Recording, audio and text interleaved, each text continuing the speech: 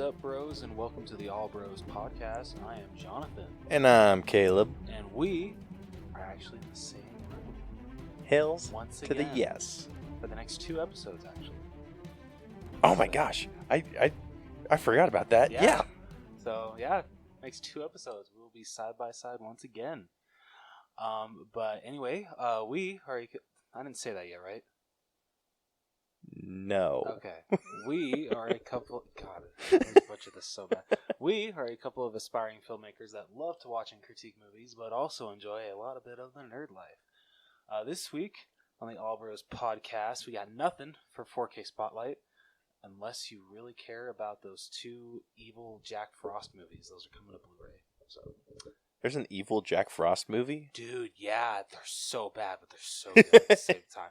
I haven't seen the second one, but the first one is so bad, it's so good. Noise. Yeah, we gotta have like a VR movie night with that. Oh, that'd be dope.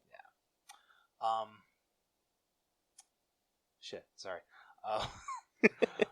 So besides that, nothing for 4K Spotlight. With Through the Wall, we got a new trailer to talk about that was teased at the end of the movie that we're going to be breaking down. Spoiler alert. Yep, huge spoiler alert.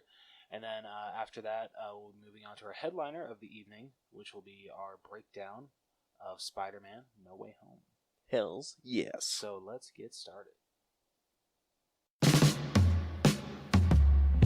Hello, my name is Brucker Nurse, and I want to tell you about my fun horror movie podcast called Autopsy of a Horror Movie.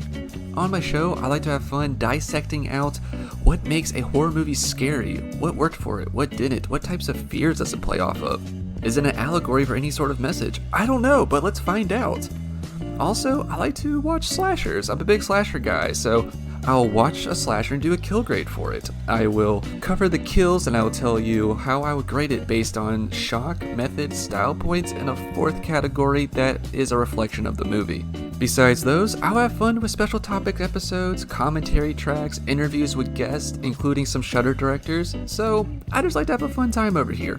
If any of this sounds interesting to you or you just want to come check me out, please head over to Spotify, Apple Podcasts, or anywhere they listen to podcasts and search for Autopsy of a Horror Movie.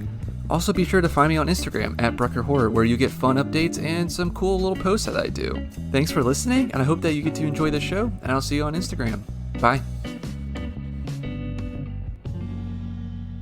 Alright, so with skipping over 4K Spotlight, with Through the Wall, we got our first I think they called it a teaser trailer, didn't they? It definitely felt like more of a teaser. Yeah. Even though whenever like someone calls it a teaser trailer, I'm like, but it's 2 minutes. Usually teaser trailers are only like a minute. True, but it's also like, what did they really show us? That's fair.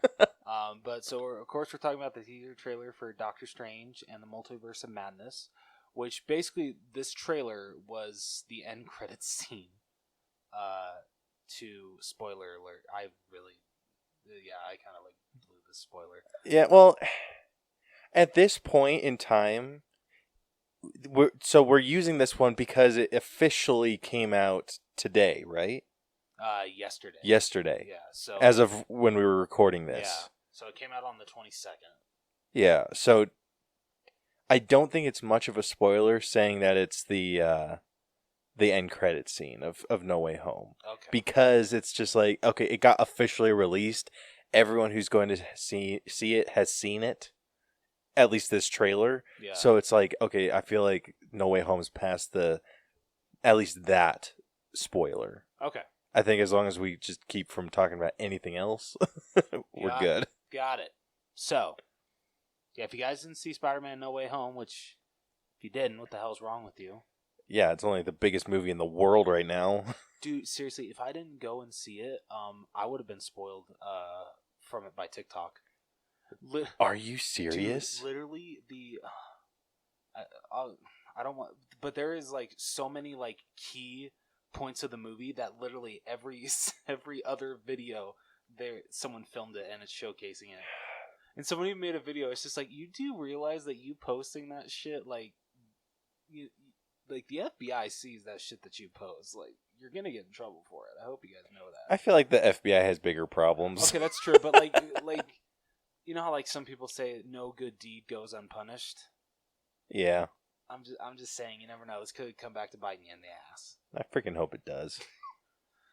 I do not give two shits if the FBI comes and raids your mother's basement. Yeah.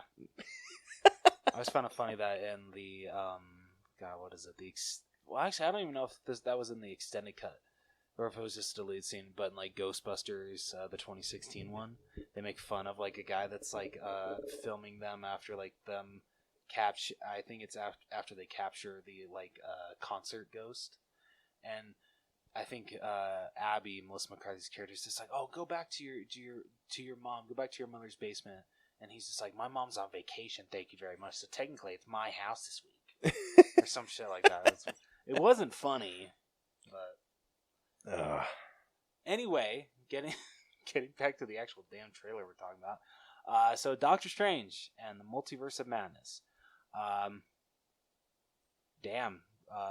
I hear evil Doctor Strange? Dude, I'm willing to bet that's the what if Doctor Strange. Yeah, everyone's just like, oh my god, what if is actually becoming canon?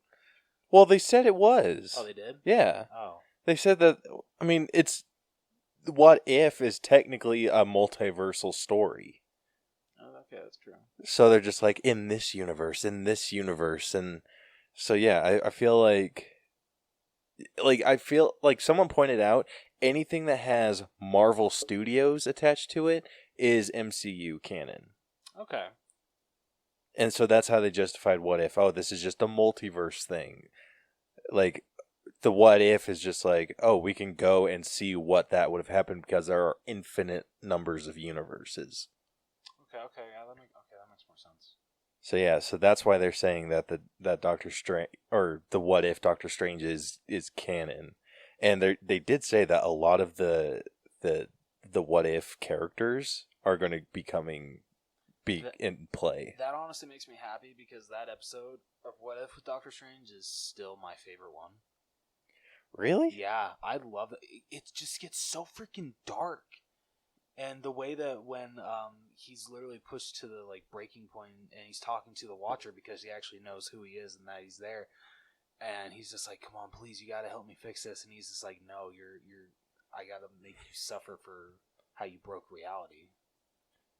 I don't feel it was the Watcher making him suffer. I feel like it's just like you're suffering the consequences of your own actions. Yeah. Like, I took an oath to not interfere, and so that's what I think is going on. Yeah, that's a good point. But yeah, I freaking loved that episode so much. Dude, such a good episode. Dude, I would love to see the Watcher come into this movie. Dude, but they still got to have Jeffrey Wright voice him. Oh, absolutely. Have Jeffrey Wright actually play him. Like, come on. I wouldn't be upset about that at all. Yeah. But yeah, we got. Let's see. Like, I feel like we got a decent amount of story. So Doctor Strange goes to meet Wanda in some like vineyard looking thing. Yeah. Which is a little bit weird because she kind of went like, is that where she was at the end of WandaVision? I mean, she was in like a woodsy area. That's all I remember.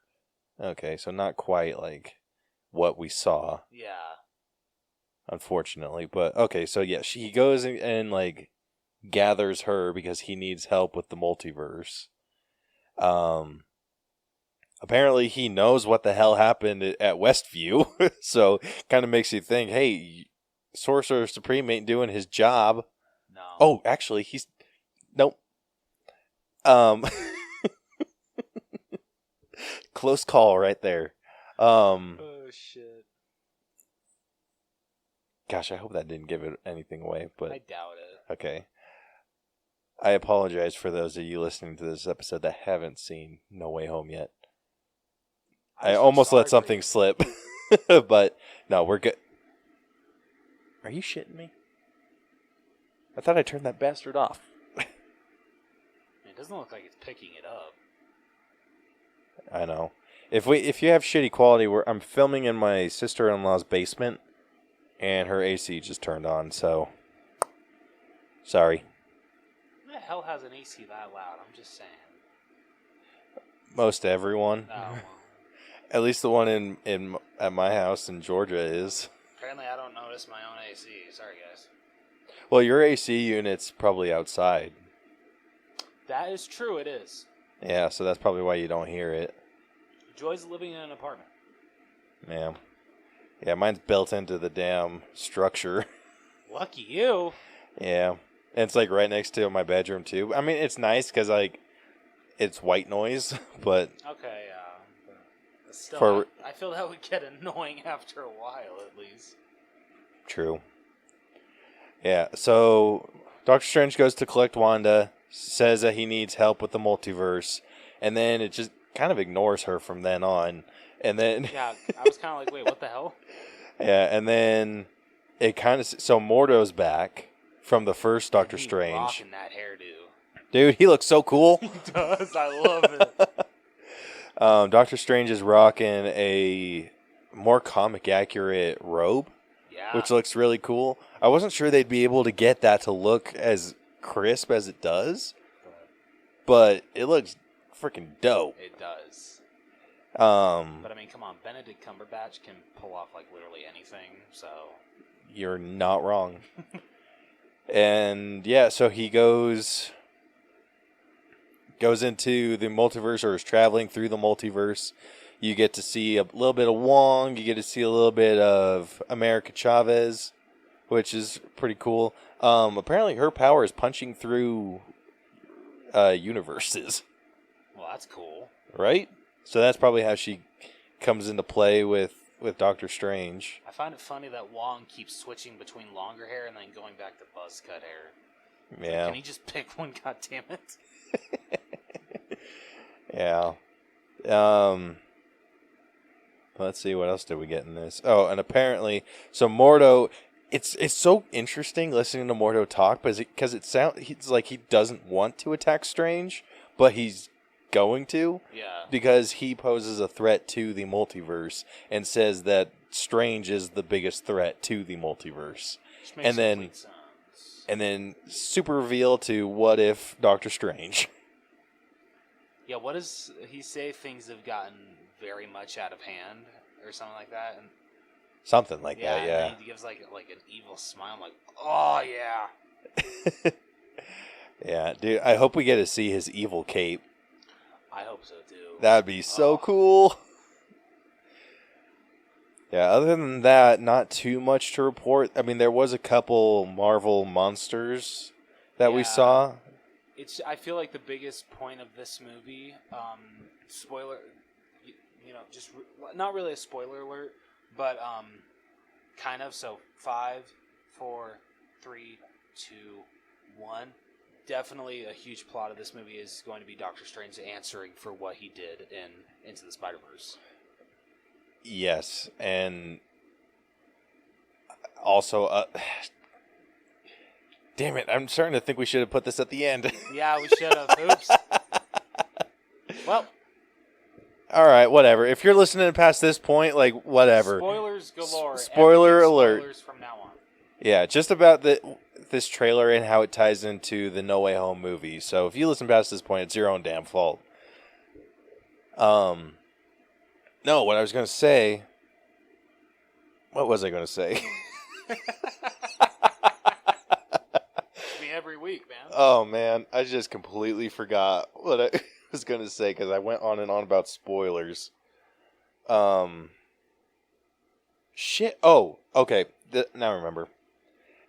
I think this is going to be really interesting because at the end when he casts that spell, he doesn't he won't remember that he cast that spell. That's true. That is. Or wait, would he? I don't know. Like, Okay, well, that is true. Because if you think about when he was talking about having cast the spell before with Wong, and he's like, hey, you remember this whole big ass party that we had? And Wong's like, what? And he's just like, yeah, exactly. So Strange remembers that party. So he would have remembered casting that spell. So maybe he remembered casting. So he remembers the spell, but he doesn't remember Peter Parker / Spider-Man? Yes. Okay. Interesting Yeah. thing to think about. Huh. And I think that just affected the writing score, so just kidding. Oh, I was like, oh shit, okay. Hopefully they explain that, like what he remembers. I hope so. Honestly, I feel, considering Sam Raimi's directing this and how much he loves the Spider-Man, the character of Spider-Man, I'm sure he's going to make it work as to why Strange remembers the spell, but just not Spider-Man. Yeah.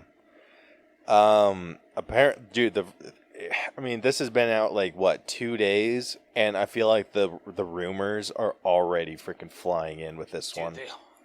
Have you heard some of them? I haven't, but it doesn't surprise me that they're coming in super hot. Yeah, one of the big ones is they think that this is going to be the first time that we see Wade Wilson.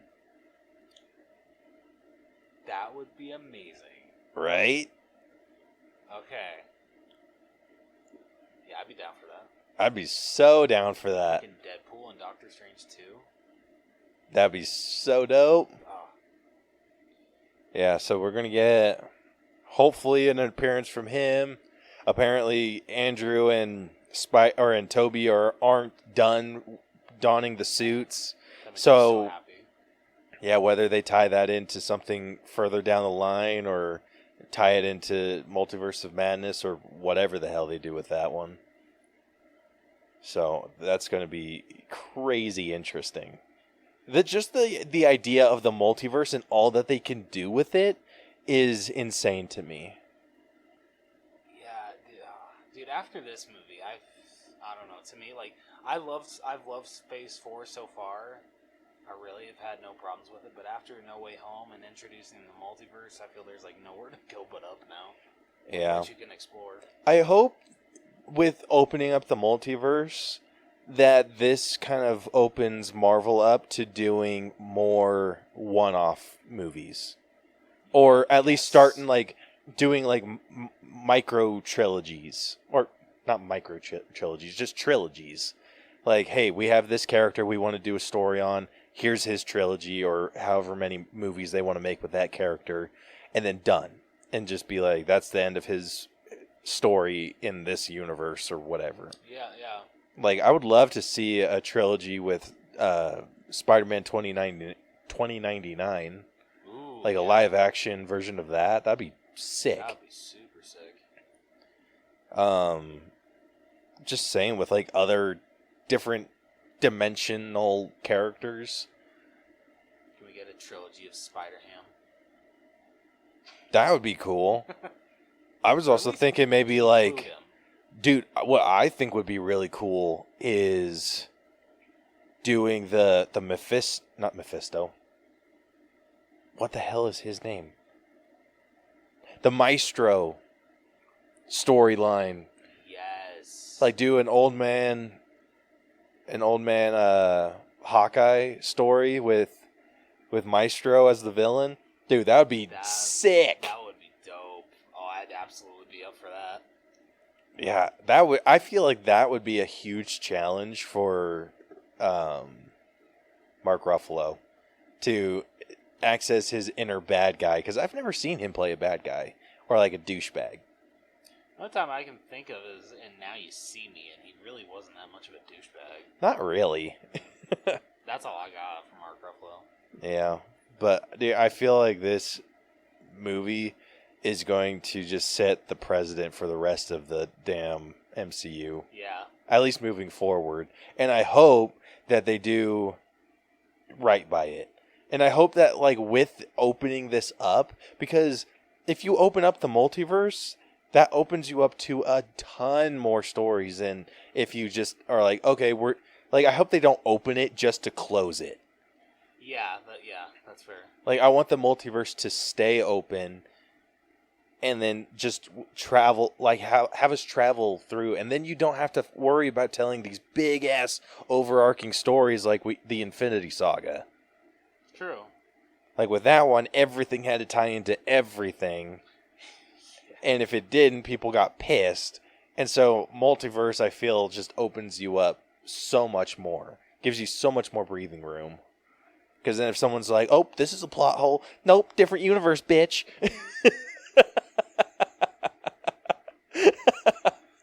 Because I would totally have that exact same reaction to a stranger.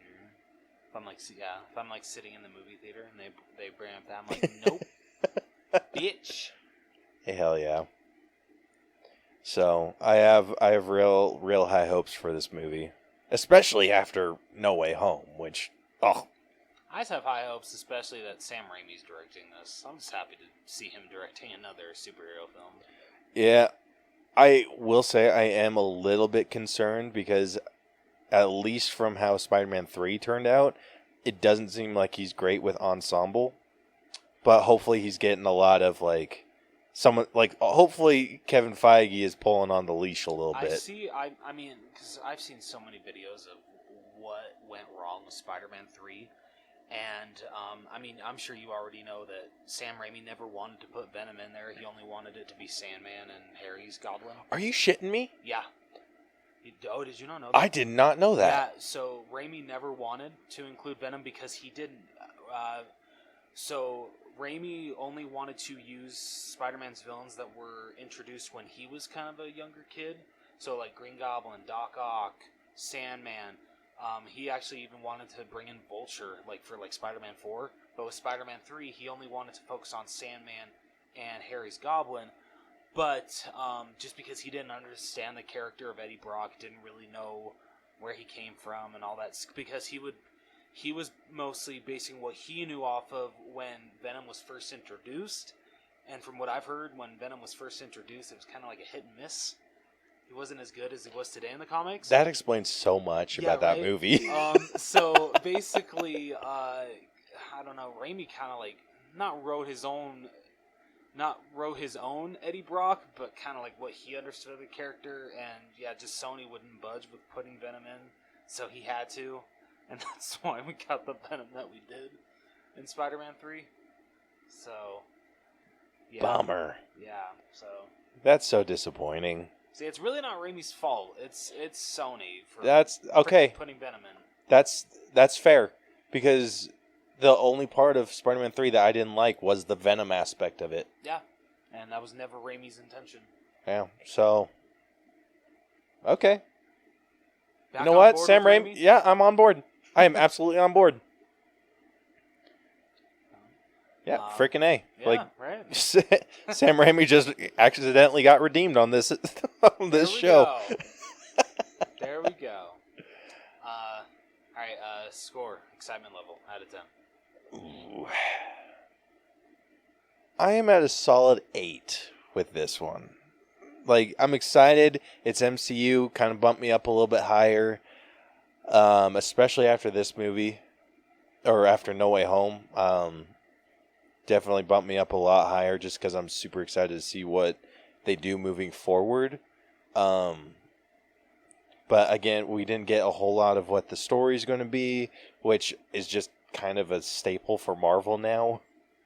Yeah, you're not wrong. So hopefully we get some more good content out of this. Yeah. Maybe get a couple more reveals. I would love to see them confirm some of the what if characters. That'd be so cool. I would really appreciate that. Yeah, that'd be so cool. I am also sitting at an 8. Honestly, the biggest thing I'm excited about with this movie, seeing Benedict Cumberbatch back as Doctor Strange, because I freaking love that guy. He's an amazing actor, and he was born for this role. And of course, I'm excited to see Elizabeth Olsen back as Scarlet Witch, or Wanda, whatever you want to call her. Seeing them work together is going to be really cool. Yeah. So, and I'm actually really excited to see Mordo. Yeah, he didn't really get a lot to do in the first one. He had a decent amount. I mean, he was kind of like the trainer to Doctor Strange. That's true. Then became a sidekick to him in a way, and then turned against magic in general. Yeah. Which is kind of really cool. No, yeah, it was. So very interested to see where they take his character, and then I'm always excited to see Wong. Freaking love the guy. Oh my gosh, Wong's great. He is. Like, I feel like Wong is like the new Agent Coulson. Yes, that is a perfect comparison. Yeah, that is perfect. So yeah, 8 as well. Yeah. Well, that's it for we got. God, wow, that is it for what we've got with Through the Wall. What do you say we move on to our headliner? I say let's do it.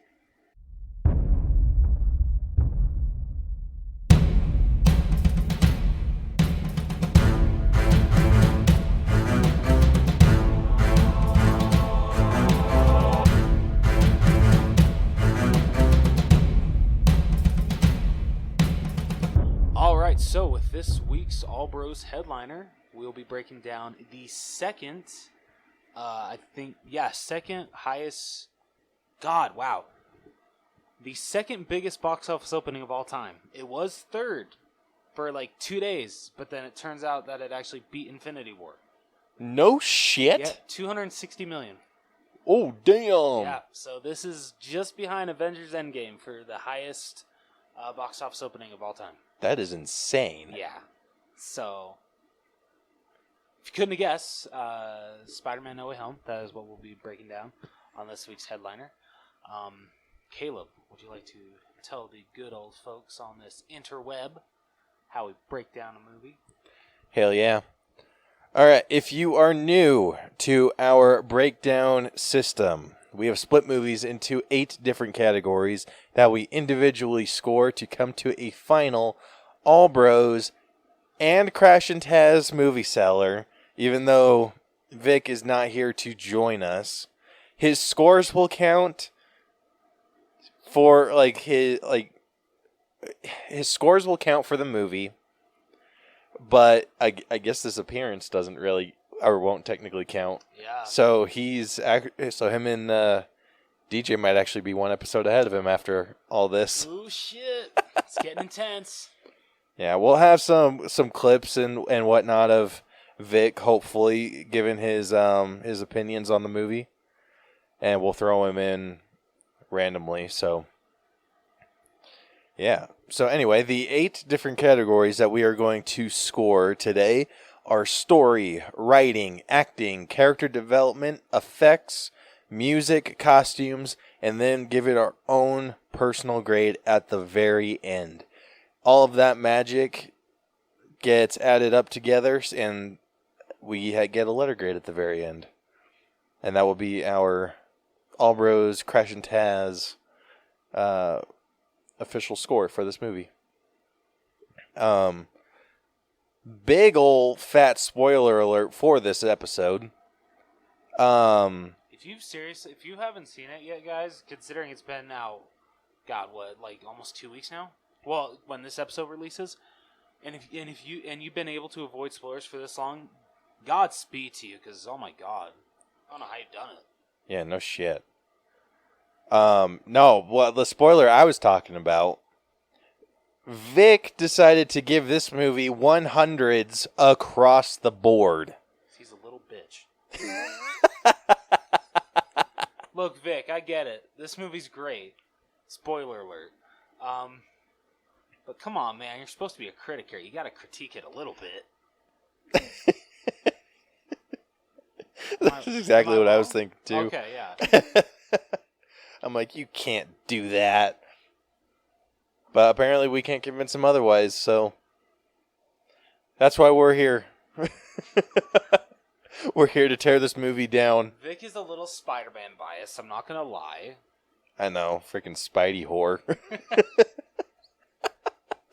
Hey, I'm a Hawkeye whore, and even I'll admit I have some problems with the Hawkeye series. That's I'll give you that.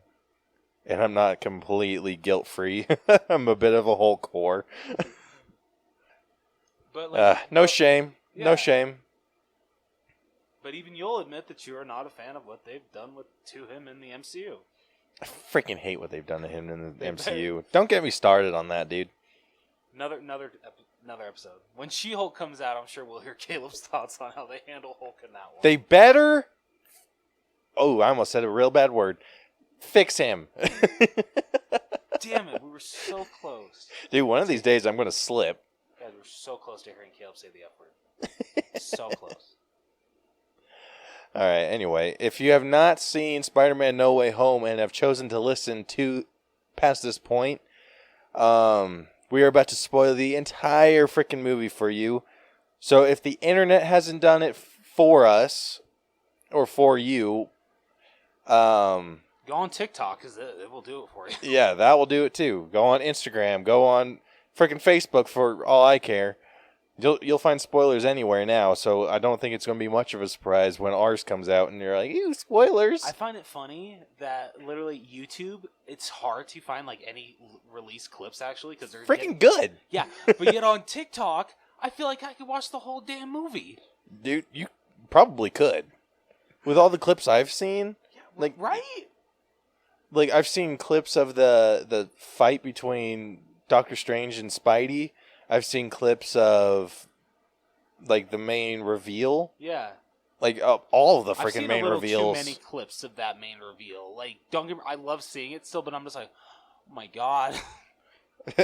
Like, we get it. The next time I wanted to see it again was in theaters. I didn't want to see it on a damn small screen. Yeah. So, anyway, Rose is about to read the entire synopsis for this movie. So, like we said, spoiler alert.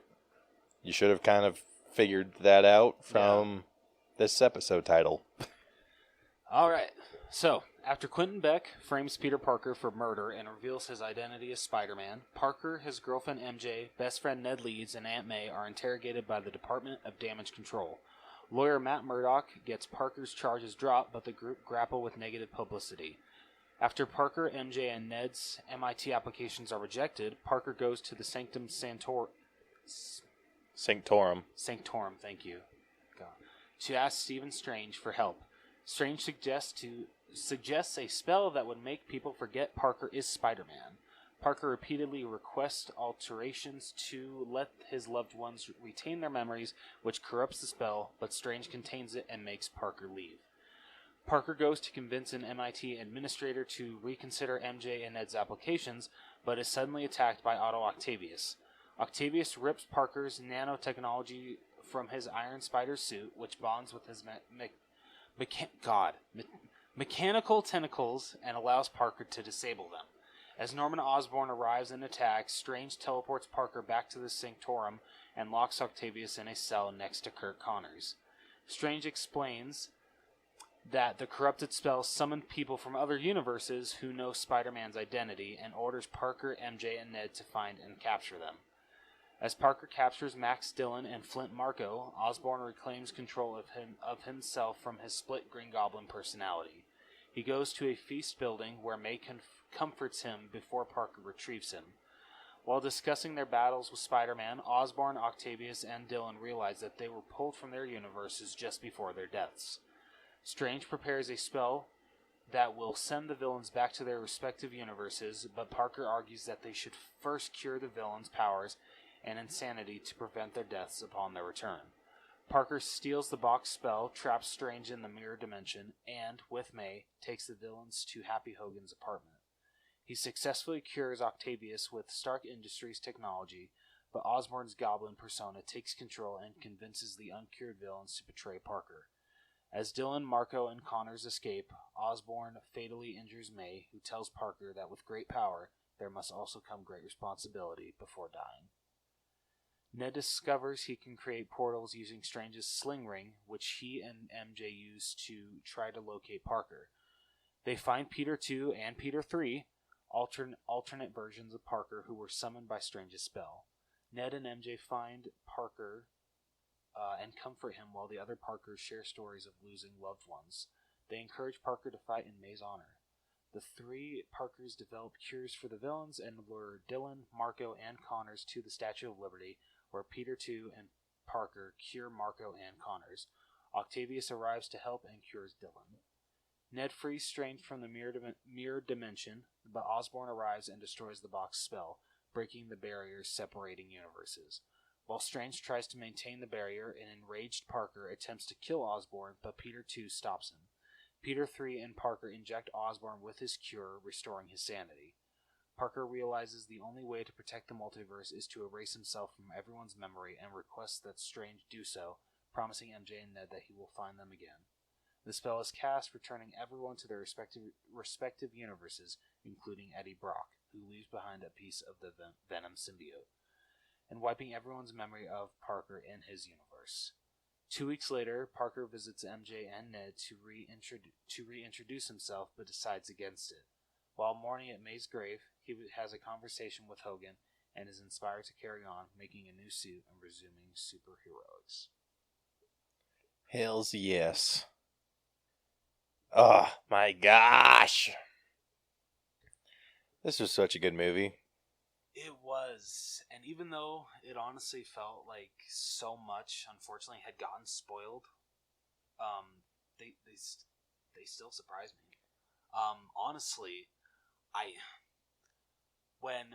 know like everyone's just like, oh yeah, the Toby and Andrew are definitely going to be there. They're like on the cast list, behind the scenes stuff is leaked and everything. In my mind, I'm just like, Sony's just effing with us. I just have a feeling that they're not like they it. have to be. Like that is too. Like it's like that saying. Like if it's too good to be true, it probably is. Yeah, exactly. So I'm just like, I have a feeling that Sony is still effing with us, and just when Ned first does that spell, and he's just like, I wish we could find Peter, and you see that you see one Spider-Man in the alleyway, and he starts running, and I'm like, no, they're not actually. They're not doing it, are they? I'm like, oh my god, they actually freaking did it. And then freaking there's Andrew, and then to top it all off, a couple minutes later, in comes Toby. I'm like, oh my god, Sony, you actually freaking did it. You actually freaking did it. Wow. Okay. Oh my gosh, dude, that was so good. That was such a good freaking reveal.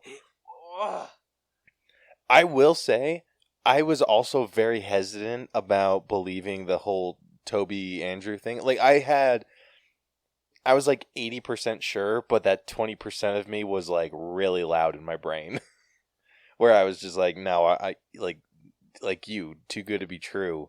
And so when they opened the portal and you see like a Spider-Man in the distance, I thought it was going to be Tom.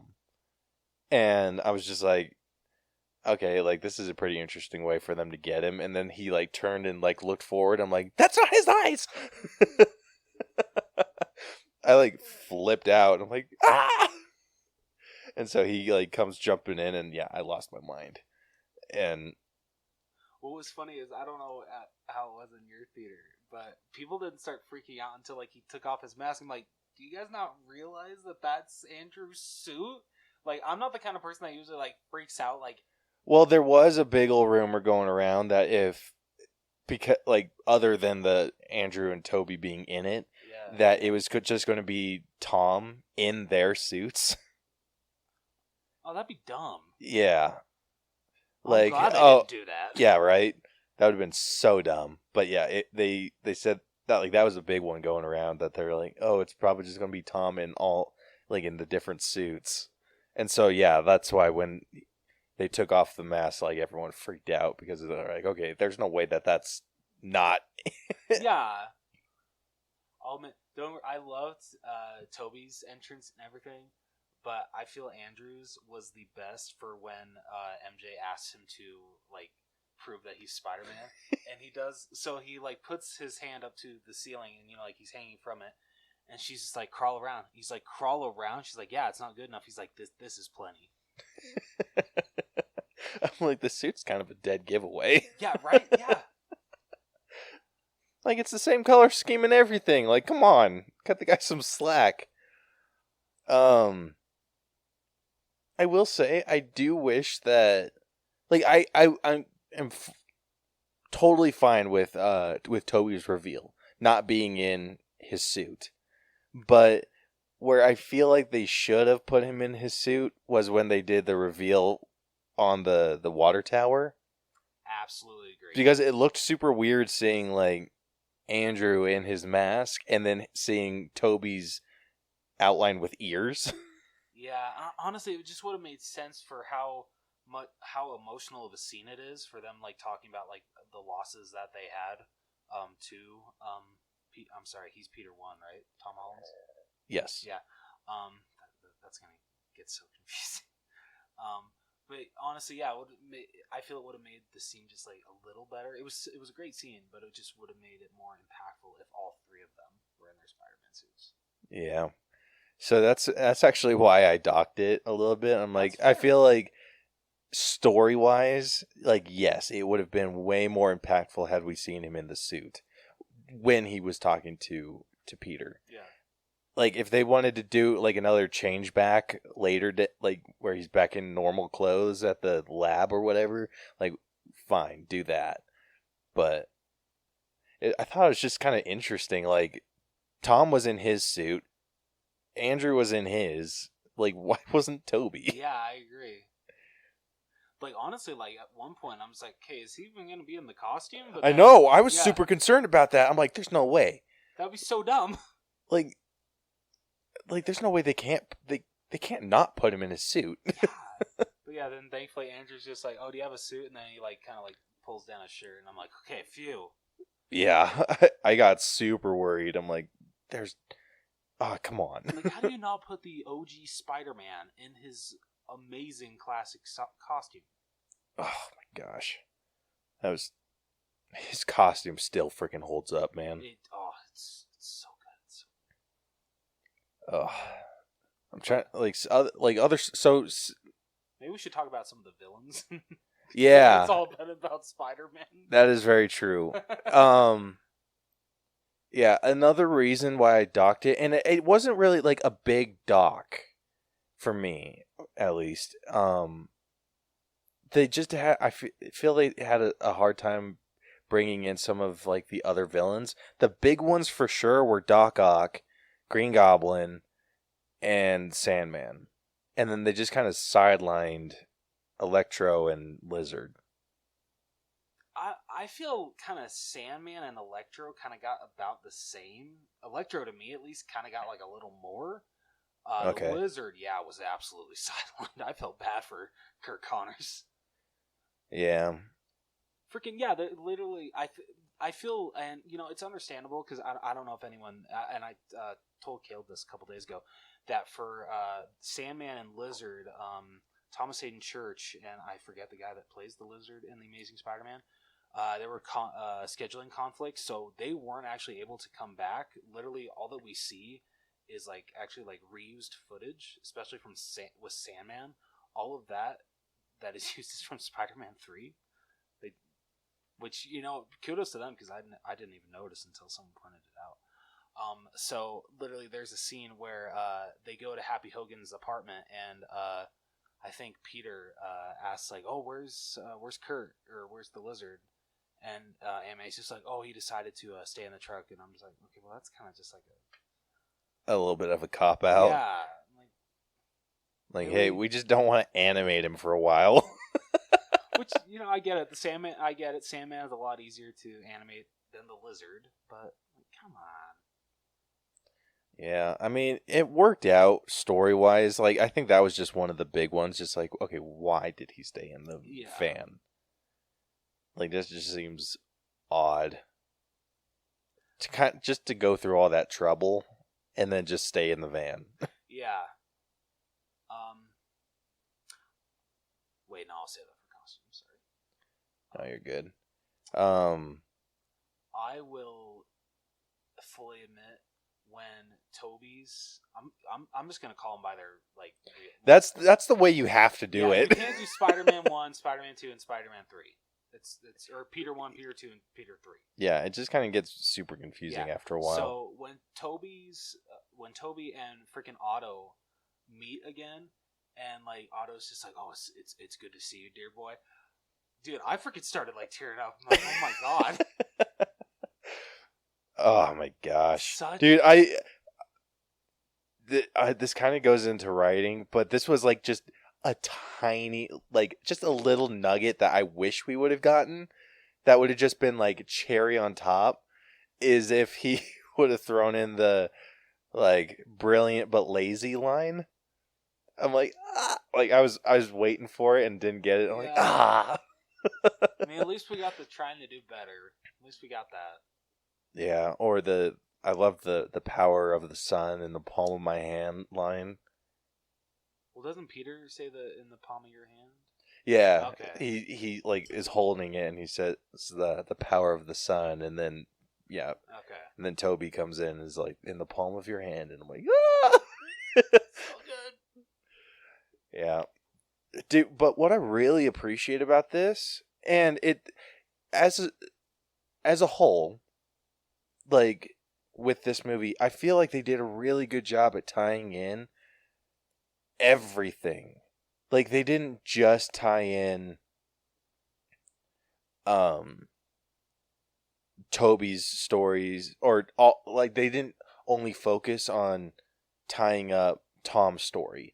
They also kind of gave us a little tie up for Toby and Andrew, which was brilliant. For Andrew, like, God, this movie like freaking redeemed him from the Amazing Spider-Man 2.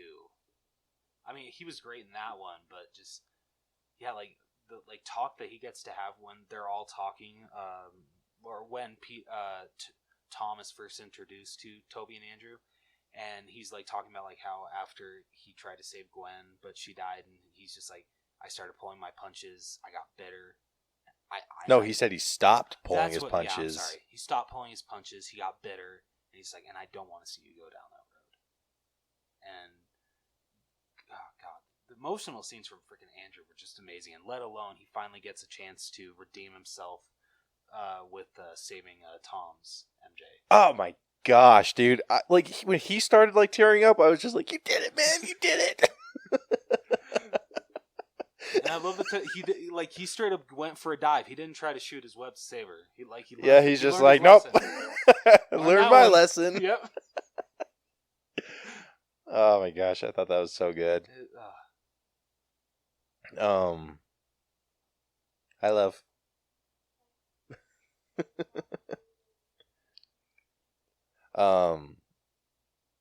Yeah, seeing him get that redemption, and then Toby too. Like with Toby, he I feel like he unintentionally, one of the big staples for Spider-Man in general is Spider-Man doesn't kill, and he will do anything and everything he can to avoid killing. And I feel like with this story, it very much kind of redeemed that. Like with Green Goblin technically killed himself, but Toby jumped out of the way. Like I feel like the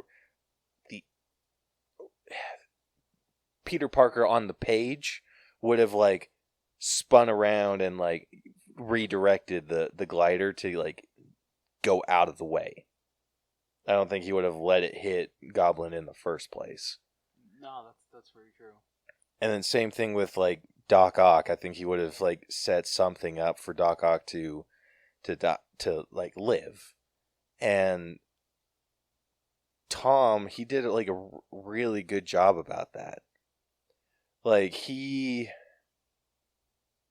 technically the only person on Tom's kill count is Mysterio. And even that's like a super technicality. Yeah, it's true. Because freaking guy is just like, hey, you know what? Considering most of these guys go back to literally die fighting Spider-Man, maybe we can try to help them to where they don't die? Yeah, like, what I liked was, with Green Goblin, he was someone that went insane. And so they helped cure him, but it was just seeing the hurt that he caused Peter, or caused Tom. Oh my god, dude. Which, oh my gosh, that was just another emotional scene. I was tearing, like when May died, oh my gosh. I thought she was fine. Yeah, I did too, yeah. I was like, oh my gosh, like, oh, thank goodness. Like, I felt like that could have been way worse, and then she died, and like, ah! They played that off a little too well. They played that off so freaking well, dude. Like, I was afraid. I'm like, oh no. And then she, like he helped her up, and she's just like, kind of very like energetic. I'm like, oh, good. Like, honestly, I felt like they didn't even like leave room to freaking like start tearing up. Well, they did, but it's just like for the whole point, you're just like, okay, yeah, like this is a really emotional moment. But from the looks of it, it doesn't look like Aunt May is gonna die. She just needs medical attention. So you're just like, okay, you know what? With the great power comes great responsibility. That was greatly said. Tearing up from that. I'm really sad that Aunt May's hurt, but it seems like she's gonna be okay. And then out of the blue, oh, she died. I'm like, I know. You're not giving me a chance to like fully get my emotions out here from jumping into the next scene. Dude, that one, it stung. It stung so bad. And the fact that it's Green Goblin just makes it that much more emotional. Mm-hmm. Yeah, that made it so much worse. But all the other villains, like, I loved their redemption.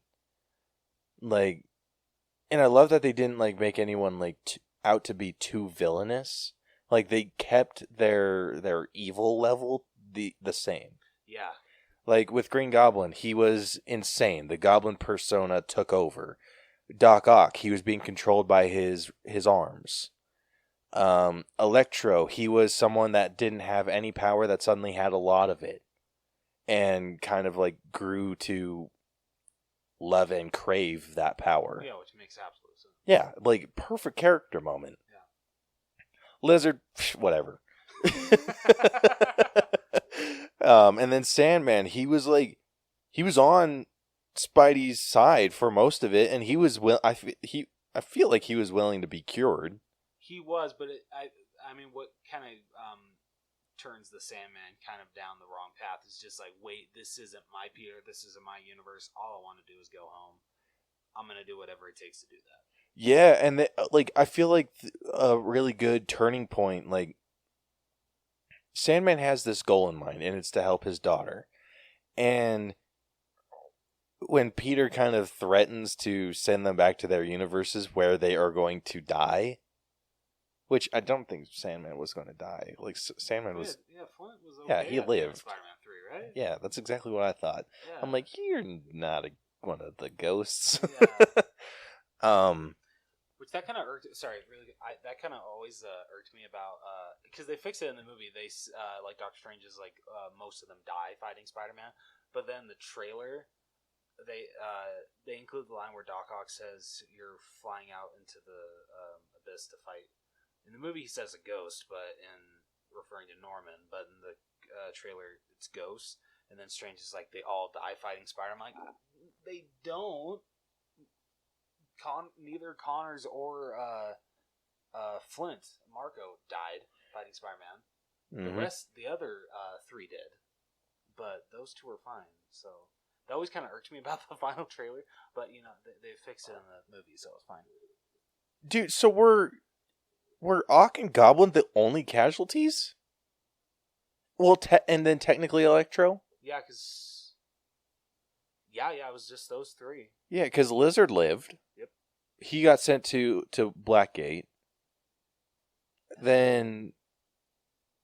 What does happen to Flint at the end of... Then Flint, he just kind of like... It's after Harry dies. I think he's just like... kind of says, sorry, I'm just here to save my daughter, and then drifts off. Yeah. So, yeah, he didn't die. So I guess technically it's like you just a couple ghosts. Yeah. Oh, dude, but I loved everything that they did. Like the tie-in, like even though it was just such a small nod to Matt Murdock and being Daredevil, like I loved his line where he's just like, "Yeah, you're gonna need to do this, this, and this. You're probably going to need to move." Or at least find somewhere else to stay because people know where you live now. And then a brick comes flying through and he freaking catches it. And then they're just like, everyone's just wide-eyed and like, how'd you do that? And he's like, I'm a really good lawyer. I'm like, you're damn right you are, Matt. So good, so good. Like the story was just perfection. It did have its issues, not any that I feel are like going to dock it a ton. No, it beat the trope, even though The Amazing Spider-Man never got a third movie, that they add too much to the third Spider-Man movie, and it never all completely works. And there is very little in this movie that does not work. Very, very little. It all basically goes off without a hitch, and it's incredible that they were able to make this movie work so close to flawlessly. Yeah. So we gave the story overall, me, Rose, and Vic, we collectively gave it a 97. And out of like all the things that we've talked about that were like, okay, this could have been done better, this could have been done better. Like, just because like they could have been done a little bit better didn't mean they were bad. Yeah. So they weren't worth docking for. The one thing that I docked for was actually an end credit scene, and was brought up to me by DJ. So DJ, this is for you. Why the hell was there a little piece of Venom that stayed? You got sent back to your universe with magic. They probably had to work in how the symbiote comes to be, the symbiote suit. That is total horseshit. That is complete and utter horseshit. I agree. I absolutely agree. That's the only thing I can think of. They're just like, well, we got to put the symbiote in the next Spider-Man movie, so bam, that's how he gets it. You know what I would have much preferred? What they needed to do instead of that was have Venom keep himself from going into going back. That would have been awesome. Like have like Eddie have some sort of like weird convulsion that like protects him from the crazy magic stuff that's happening, and then keep Venom in the universe, and then have Eddie be like, I gotta go, and then run off, and then the tiny little drip of Venom. That would have been a lot better. Oh, so much better. Yeah, like, why'd you have to get rid of Eddie Brock? That's such bullshit. Like, you already have him in a universe with the Daily Bugle. Yeah, that's true. Like, serious. Like, just think about that a little bit longer. Like, what? It's magic. You think Doctor Strange's spell is going to be like, oops, we missed that little piece right there? No. It's magic, you dumb shits. But yeah, DJ wanted me to address that, and I told him that was my biggest problem with the movie immediately off the bat. I love it. Yeah. Other than that, I don't have too much else to say about the story. What about you? No, not really. Just chef's kiss.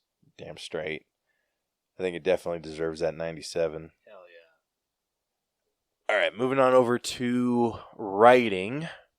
We ended up giving this a 98, so 1 point higher than the story.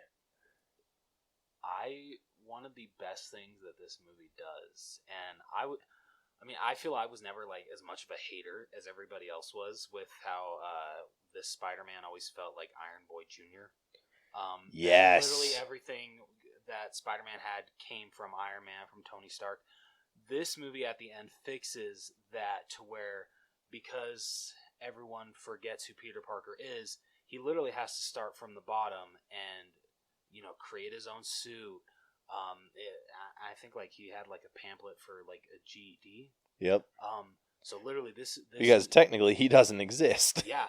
So yeah, this is Peter Parker really showcasing why he's earned the mantle of Spider-Man and how freaking smart the guy is, because I feel they've been able to touch upon it in the MCU, but I feel going on now we are truly going to be able to see how incredible of a character Peter Parker is. And I feel the last 10 minutes really showcase what's in store. Honestly, just the emotional aspects of the last 10 minutes where he decides that he's actually not going to tell MJ and Ned who he is, which that hurt. Yeah. And dude, when he put that Darth Sidious Lego figure on the his desk, I'm like, oh, dude. You're right in the gut. Like, oh, Peter, you bitch. Dude, that was my biggest praise to this movie. This fixed every issue that I had with MCU Spider-Man. Same here. Bringing him back to his freaking roots of not having a shit ton of money.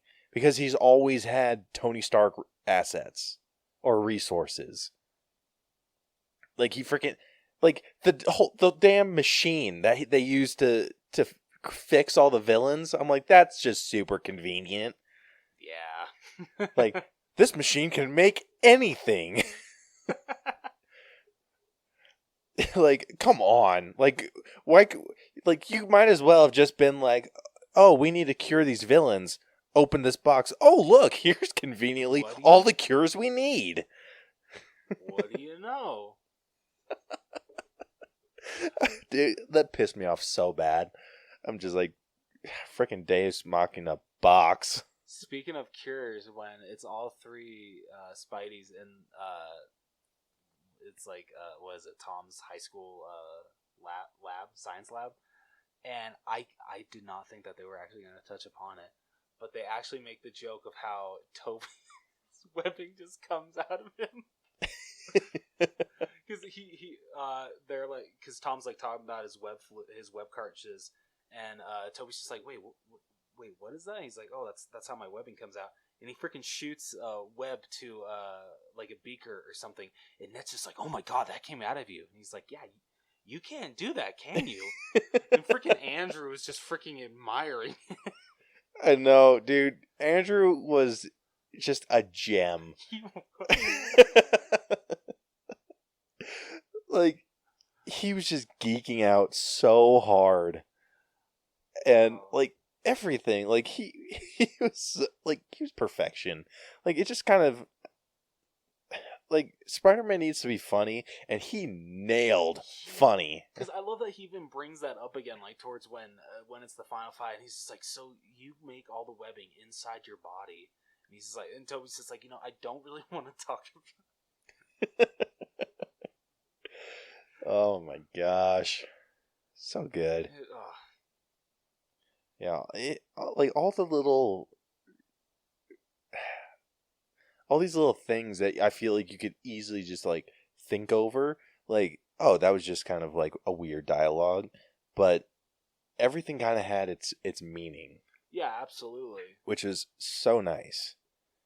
Hell, I really liked how during the fight with Doctor Strange, he was able to basically beat Doctor Strange using math and got him all tied up. And, like, I want to know what the hell Peter's plan was.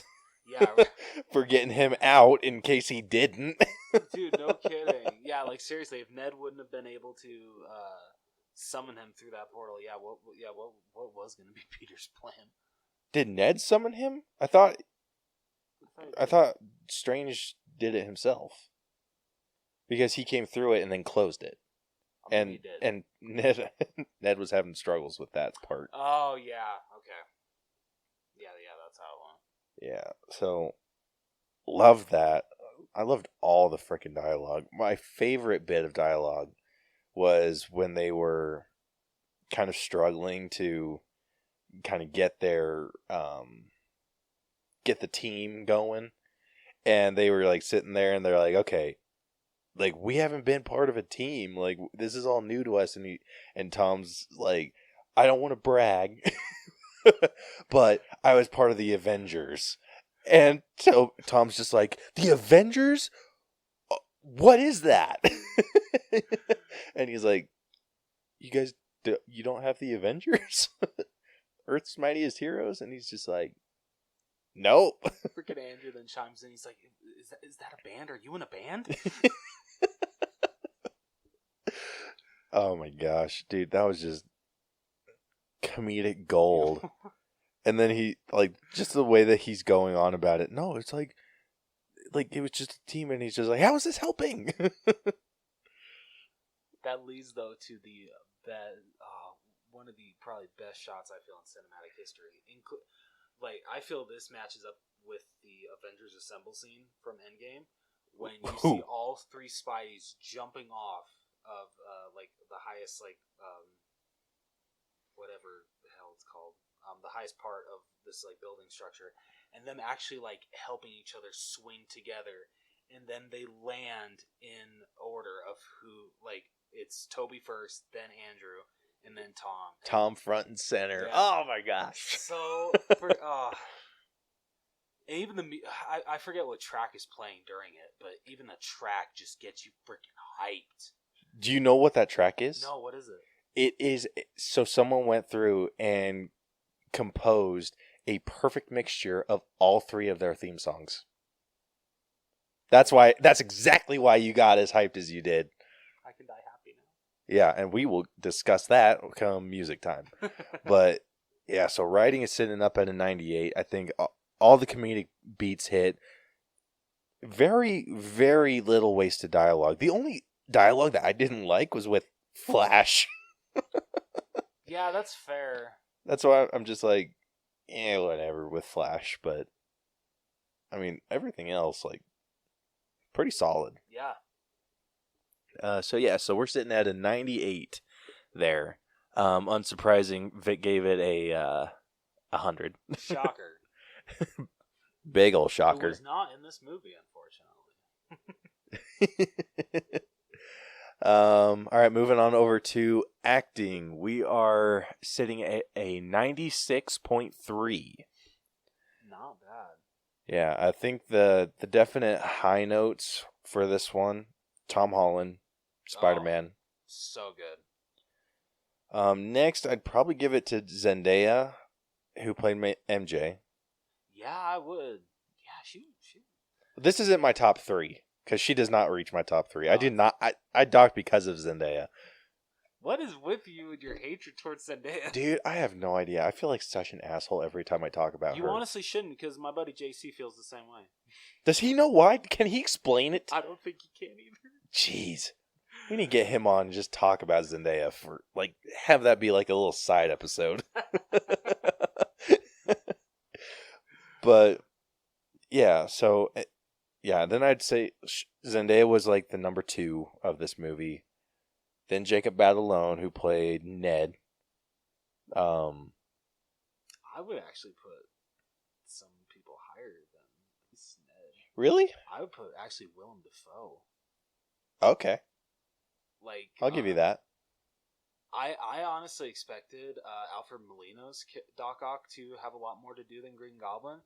I feel Willem Dafoe got the most to do coming back as a villain in this movie, and oh my god, he didn't miss a beat coming back as Green Goblin. Not even a little bit. He was just as incredible as Norman Osborn as he was in the original Spider-Man.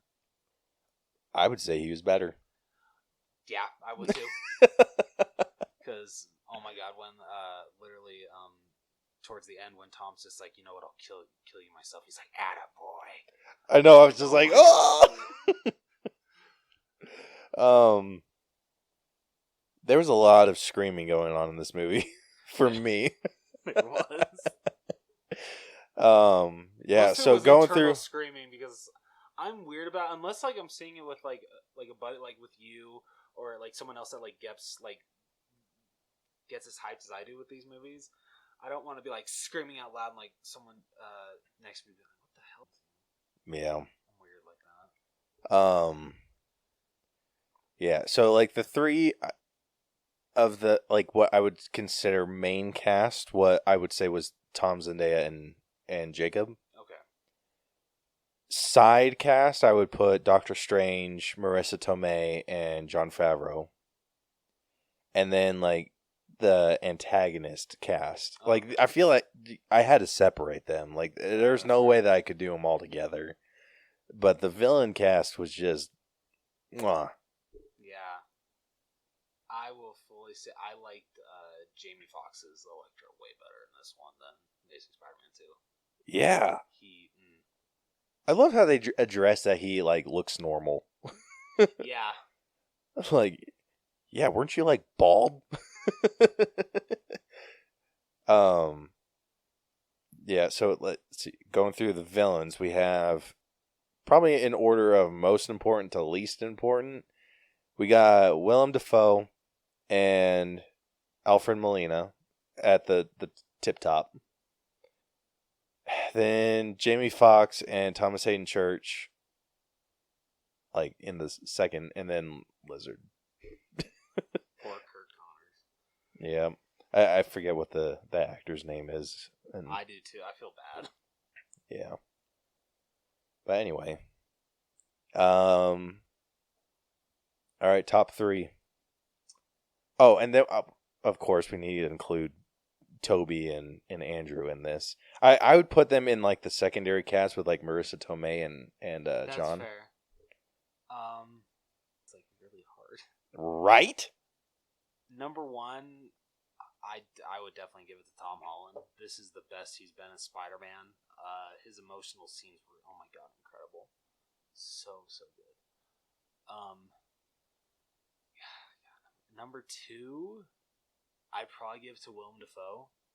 He was, like Caleb said, he was even better as Green Goblin coming back than he was in. He was just more menacing. Yeah, so good. And then, honestly, number 3, I'd actually probably give to Andrew Garfield. Him coming back as Spider-Man, he didn't miss a beat. He was just as incredible as I remember him being. And this movie just made me realize how much I hate that he did not get 3 Spider-Man movies. Makes me sad. Makes me real sad. I'm actually exactly the same as you, except I'm going to flip Willem Dafoe and Tom Holland. Okay. Willem Dafoe is at the top for me. Every second he was on screen, I was like just terrified of the dude. Like it was how great of an actor he is. Dude, he is so good. Like when Tom got the call that there was one of the multiverse people at Feast with May, and he comes like pounding in, and you see freaking Norman Osborn with May, I flipped. I'm like, oh shit. Like, it's about to go down. And then it like ended up being fine, and I'm like, I was so relieved. I was just like, that could have gone south so fast. Yeah. And like I said, luckily it didn't, because I would have lost my mind. But yeah, and like every single second he was on screen, I'm just like, shit's going down. Like towards the ending, and I don't know if you like saw it in like Toby's face when Goblin like comes flying down, and he says, "Can the Spider-Man come out to play?" You can tell Toby's just like, "Oh my god, I recognize that line. I know that voice." Dude, exactly. Yeah, his facial expression in that scene was on point. Like, it was like all the blood just drained from his face. Dude, Willem Dafoe is just such an amazing actor. I know he said in an interview that when they approached him about it, he's just like, okay, I'll come back, but I'm not going to be, it's not just going to be a cameo. I want Green Goblin to be a huge presence in this movie. Dude, if I was John Watts, I'd be like, are you serious? Yeah. Done. It's just like, I'll just scrap the other 4 villains if you just want to be the villain. I know, dude. Like, no, because I would want Alfred Molina to come back as Doc Ock. Yeah, dude. Oh my gosh. Like, I couldn't even imagine the possibilities if just having heard, like, just imagine. I'm assuming John Watts is a fan, because like this seemed too perfect of a movie for it to not be made by a fan. Yeah. At least it feels that way to me. No, I absolutely agree. for him to go into this movie without a script, and he's just like, okay, I have an idea. I want to bring in past Spider-Man and their villains, and going through and getting like agreements from all these other people, like, hey, would you come back to do this? And I'm assuming he got the okays from like Thomas Hayden Church and all of that, and they're just like, yeah, but scheduling conflict. Okay, we'll work around it. And then like just going on through the list, and then getting to the point, like I feel like he was just like struggling, like, okay, who's going to be the main villain in this? Like, we're going to have all these multiversal threats coming through, and then Willem Dafoe saying like, yeah, as long as I'm like the main bad guy, I'd be like, yeah. You can have like, whatever you want, Mr. Dafoe. Mm-hmm. Because honestly, like, I feel the trailers really hyped up that Doc Ock was going to be the main villain. Yeah, and I did really appreciate that he wasn't. Yeah, I did too. Because it's just like, Green Goblin, he died a villain. Doc Ock didn't. No, he died a hero. Yeah, in his own sense. Otto Octavius again. Yeah, and so just seeing him get that redemption was it was just lovely to see. Absolutely. And Alfred Molina just pulled it off so well. Wow, what's it again? Did they CGI his face at all? Yeah, they did some de-aging. Yeah. Okay, obviously that's going to go into effects, but I was going to say he looks great. I mean, the interviews I've seen of him, he looks amazing. Yeah, he does. Yeah, they because he actually brought that up with them. There, he's just like, well, I still want to look like the exact same way I looked in Spider-Man 2, and they're just like, oh yeah, you remember how we made oh my goodness, Ant-Man, oh shit, Michael Douglas. Yep. Yeah, how we did with the de-aging for him, and I think that was just like a huge selling point. He's like, okay, I'm in. So cool. So cool. I think that's probably why that, because like they didn't want to worry about like if like there were like any, like, this is nothing against Alfred Molina, but it was kind of weird for me for a minute that he was wearing kind of like a turtleneck under his classic Doc Ock suit, because usually you see him like he's not wearing like well, when he was fighting Spider-Man, his trench coat was brown, so he was in a completely different outfit. Yeah. Like his entire outfit was different. The only one that had like the same outfit was Green Goblin at the beginning. I feel Green Goblin's was even like a little different. It was a little bit more sleek looking. Because even the mask I feel looked different, at least a little bit. It did. I think the ears were a little bit bigger. Okay. On it, but what they did with that one is they made that one look a little bit more metallic. Whereas the one in the first Spider-Man looked a bit more plastic. Yeah, okay, that's fine. Which, I think that was a very good call. Oh, yeah. I do wish that we got to see the mask a bit more. When he broke it, I'm like, oh, come on. I know everyone says you look like a green Power Ranger. I don't care. I love how the Goblin costume looked in the original Spider-Man. I was trying to think of like how they could have incorporated that better, and I'm like, I feel like he could have at least taken like the mouthpiece. Yeah, okay. Or just something, just like a little hint of Goblin in there, because it just kind of looked like dude flying on a glider with a green suit. Yeah, so not really like Goblin, but I mean, at least though they had him like do that like kind of like whole purple like pullover kind of situation. Yeah, I appreciated the hell out of that. I really appreciate that nod to the original Goblin. Yeah, that looked super good. Oh, so good. Just top-notch performances all around. Yeah. Like, I think the only problems I had were with Zendaya.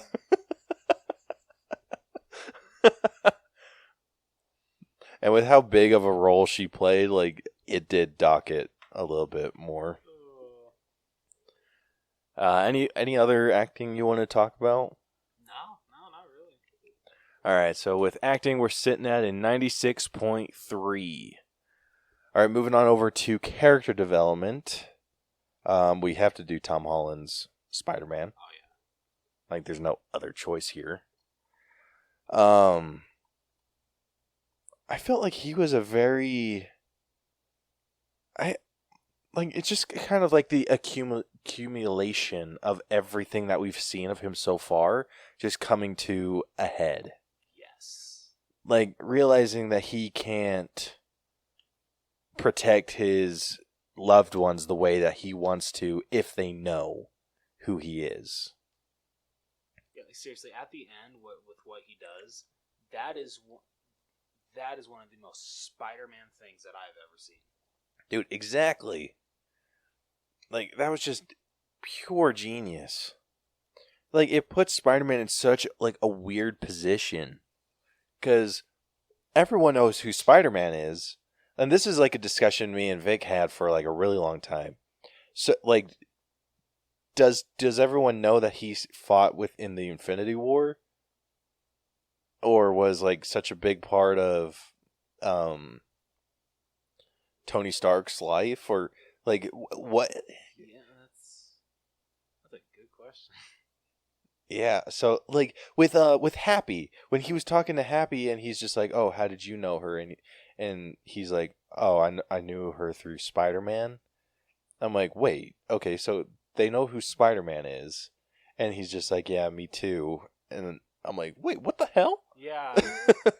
I'm like, "Wait, so you know who Spider-Man is, but you don't know Peter Parker? So did you just like not see, like, in your mind, did you just not see Spider-Man without his mask? Or did you just not know who this kid was?" Yeah, like, honestly, like, thinking back, like, so, like, because I actually recently rewatched Homecoming, so, like, that scene where, like, at the beginning where Peter's, like, recording his, like, trip to help in Civil War, so, literally, in his mind, Spider-Man never took off his costume. That is seriously exactly what I was thinking. I'm like, how does this work in their minds? Yeah, they better explain this shit. And no, that I feel like that was another thing that I kind of docked for writing. Yeah, that's fair. But I mean, overall, seeing Peter kind of get to this point where he almost like accepted that everyone knew, but then seeing how it was affecting his loved ones with like Ned and MJ not getting into MIT because of the controversy behind Spider-Man, and then going to Doctor Strange and saying like, "Hey, could you make this spell where everyone forgets that I'm Spider-Man?" And he's just like, "Oh yeah," and then like goes to do it. I'm like, how hard is it to just tell them again? Like, I feel like you could have just been like, "Okay, whatever." Yeah. But anyway, and I love freaking Spider-Man or Doctor Strange's thing. He's just like, "Listen, you've done all you can. Like, you've gone to them and like pleaded your case," and he's just like, "What?" And the Doctor Strange got pissed. I would have too. I'm like, That didn't come to your mind? Not a simple phone call to admissions? I know. I like it. In that moment, I realized, oh, doctorate.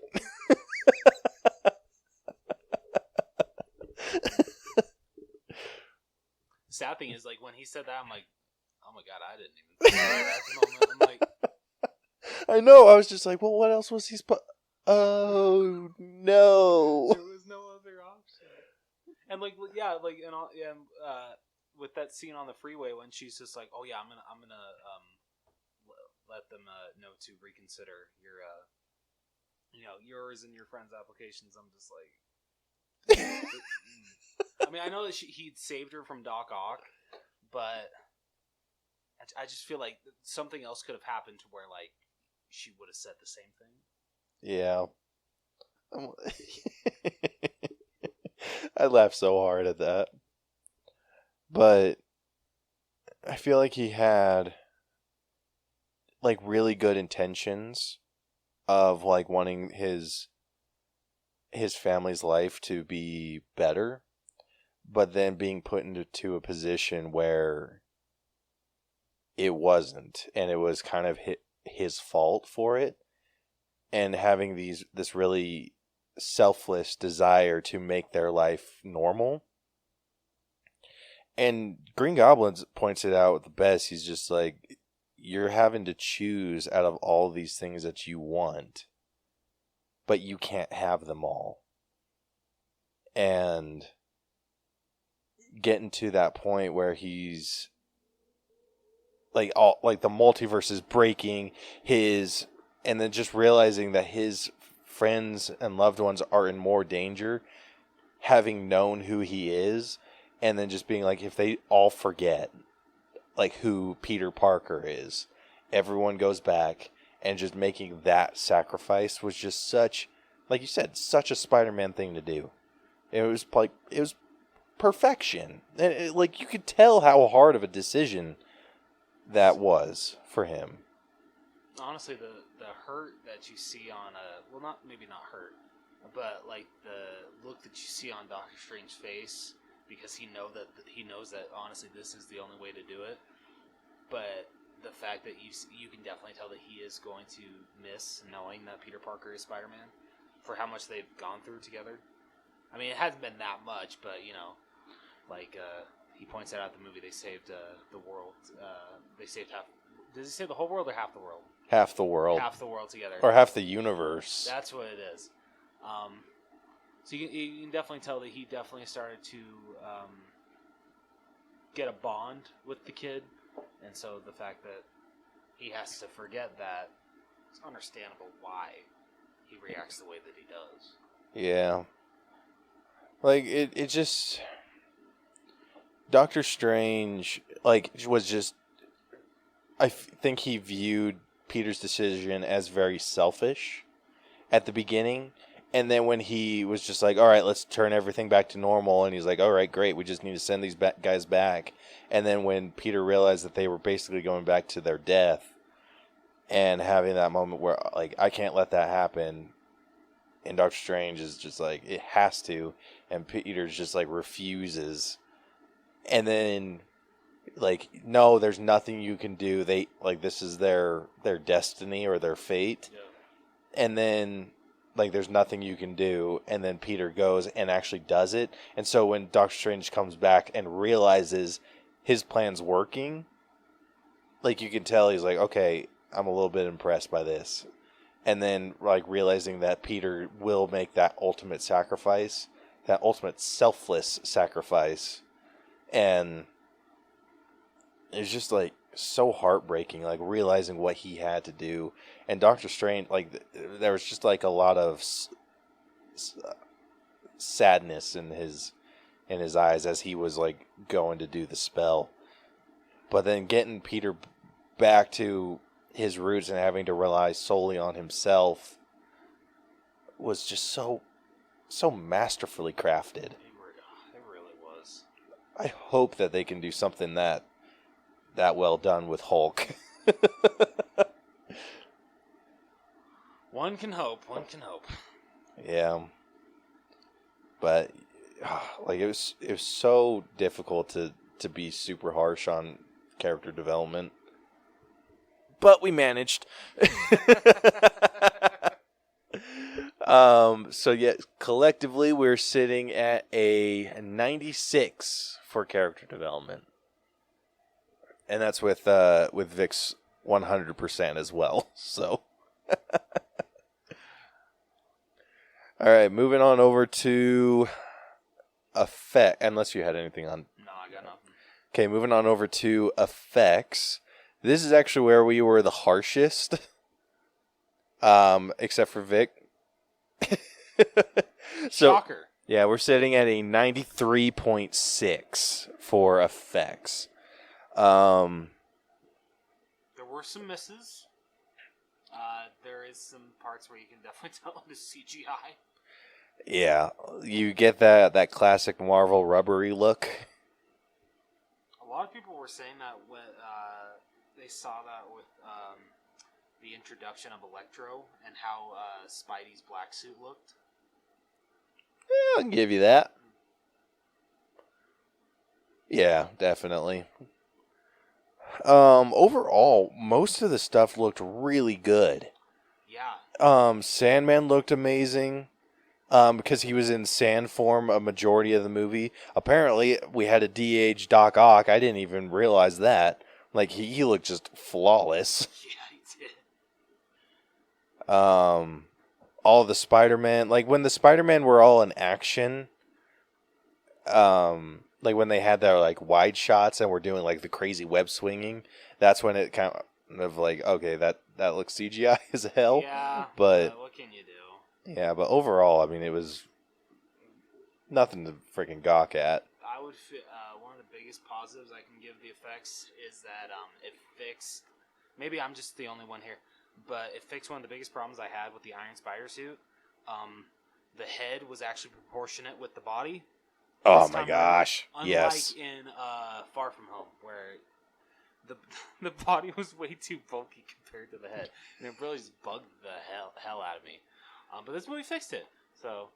Yeah. Okay, we'll get into it with costumes.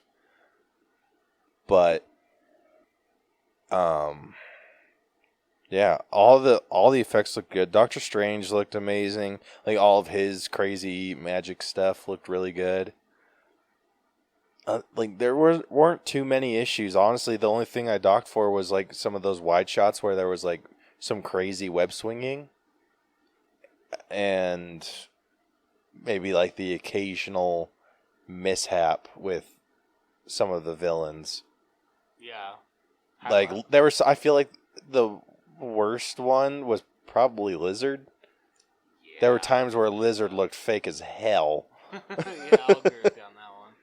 But other than that, like, everything else was like super solid throughout this. Would you say that about Electro's Lightning? Electro's Lightning, I feel looked better in this than it did in his movie. It honestly did, and I don't know. I feel what I'd say like goes into costume, so I'm gonna keep my mouth shut. Fair. Yeah, not much else to say about that. There's like not any one in particular thing. It's just like we said, just like occasional sweeps that we would see. Yeah. So moving on over to music, we actually averaged out to a 10 on this one. So I was actually the only one that was harsh on this, apparently. I'm sorry, man. When you put in music from the OG Spider-Man movie, you're getting a 10 for me. I know, that's fair. Like, it's so hard to disagree. Like, that was just such a good score. Like, they tied in everything perfectly, and if you, like, listen back to it, you like, realize what it is, you can pick up those hints of, like, their individual scores, and so, so good. It had, like, an Avengers vibe to it, but in, like, with, like, a Spidey tone. Yeah. Dude, honestly, the score that was playing as he's, like, the ending shot as he's swinging through New York City during Christmas time, like, the score that's playing towards that, like, honestly, almost had me started to tear up. So I'm like, oh my god. Score was incredible. It was so good. Like, so little complaints with the soundtrack here. Like I said, like, this for me, the thing that keeps me personally from a 10 is like something catchy. And I was at a 9 because I felt like everything was just so masterfully crafted. Everything was like that. That's the freaking super score, I would call it. Yeah. It was just pure perfection. So I'm not even a little bit upset that it got a 10. Anything else on music? No. It's wonderful. Yeah. All right, moving on over to costumes, and I feel like we're going to have a shit ton to say on this one. Yeah, let's... Honestly, should we just work our way through each character and just say what we thought? Yeah. Okay. You want, so... Start with let's go with, like, villains and then move our way up. Okay, I like it. So first off, we're going to start with Lizard. He kind of had just the classic Amazing Spider-Man look. I understand why they didn't change him, but I wish that they would have made him a little bit more lizard-like. Give him a snout. Yeah. You had a perfect opportunity. You changed Electro. Yeah, I know. Like, and you just kind of justified it by, like, oh, I don't know. Yeah, it worked. I had no problems with it. You could have done the same thing for the Lizard. Yeah, or maybe just, like, made a first round of lizard serum not work, and it, like, makes him more lizard. There we go. Yeah, so Lizard, not super impressed, but it did look really good compared to the Amazing Spider-Man movie. Yeah. Like, a little bit more rubbery than that version, but not overly so. Next up, I'd say Sandman. I would agree. Yeah, so he was in his sand form for most of the time. Now it makes so much sense. Yeah.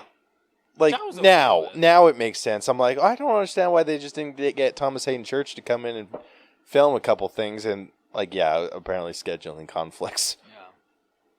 But at least he did come back to do the voiceover. Yeah, that was really nice to see. And we did get a little clip of him, like you said, from old Spider-Man 3 footage. So that was nice. Yeah.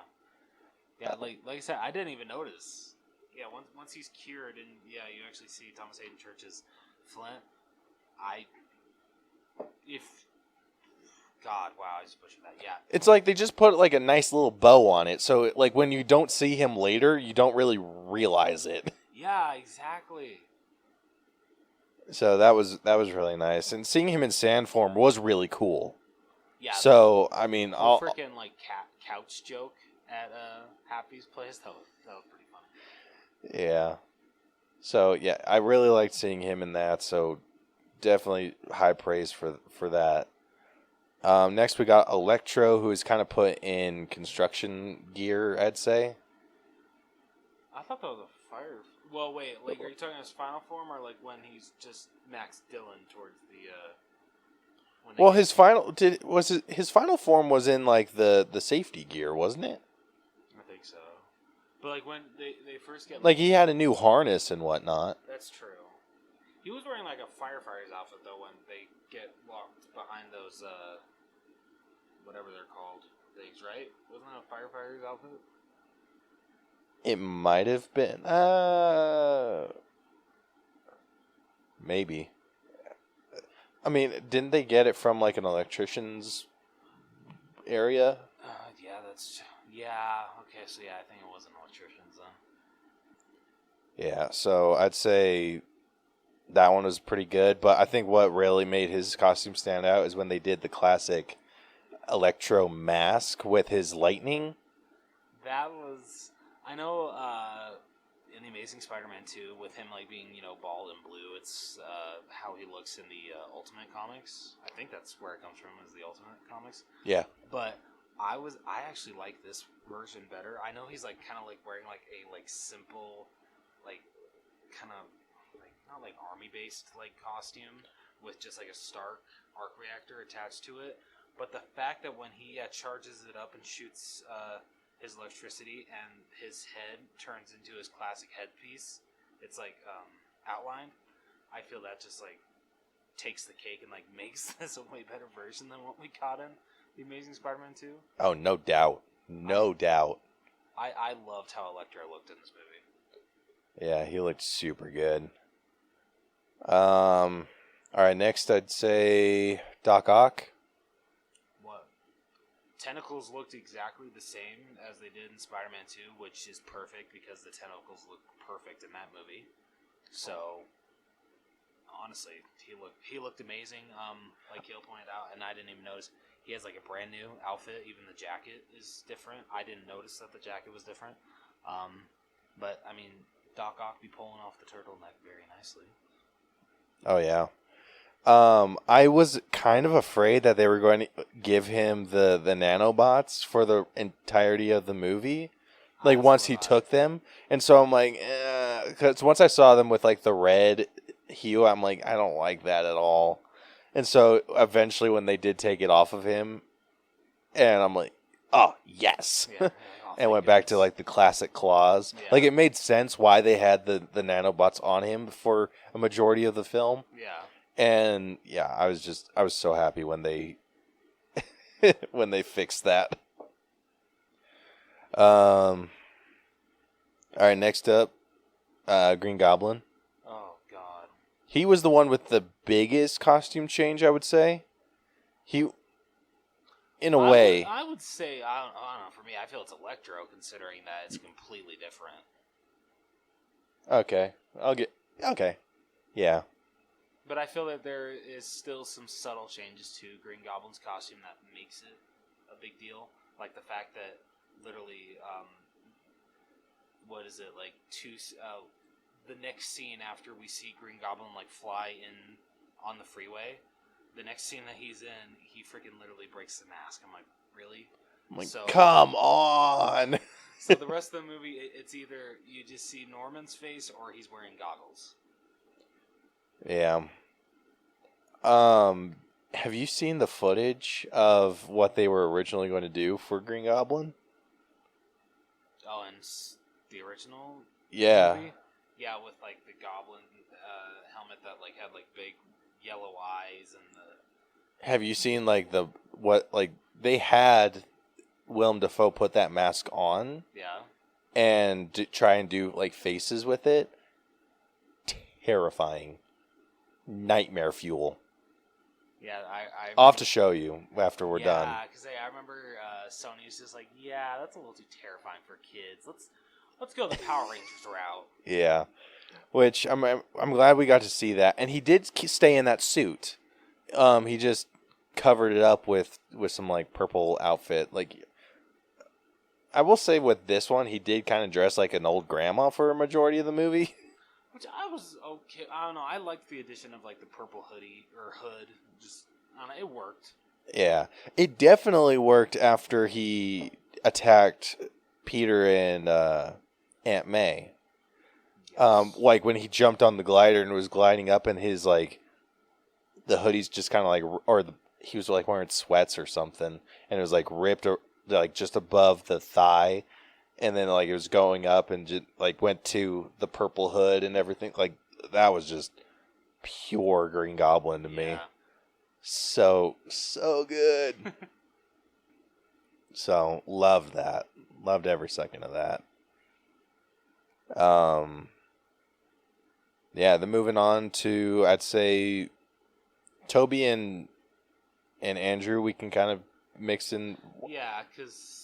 it's literally Toby's original suit from all three Spider-Man movies, and then Andrew's from The Amazing Spider-Man 2. Yeah, like you never realize just how iconic a suit like that can be. Like I love that they kept the suit the same throughout his trilogy. I did too, because it's perfect. It's perfection. Yeah, it's just like, why would Spider-Man mess with a good thing? Yeah, like the biggest Holland movies. Yeah, they like the biggest thing that they messed with in that trilogy was they went to a black suit. But it was just his red suit in black. Yeah. Yes, really not that huge of a change. But I feel like with the Amazing Spider-Man suits, them changing it in the second one was kind of for the better. Oh yeah. Apparently it made a lot of sense to everyone that was working on the film, and because everyone wanted to see how did Spider-Man make his suit, and so they're just like, yeah, we just took that and ran with it, and apparently everyone who worked on the film was just like, yes, this is perfect, and then audiences didn't like it. So yeah, no shit. Well, I'm sorry. When I think of Spider-Man's eyes, I don't think them of being sunglasses lenses. Yeah. So I'm glad that they went with that version. It's that suit is so good in Amazing Spider-Man 2. Yeah. And just as good in this one. Yeah. So love that they stuck with those suits, and then Tom, he had a few costume changes throughout this. Did. he had his Far From Home suit, and then someone threw like green paint on him or something like that. Yeah. And then he couldn't get it off, and I'm like, why didn't you just, like, you could have just gone with like the green stained suit. Yeah, is it really that bad?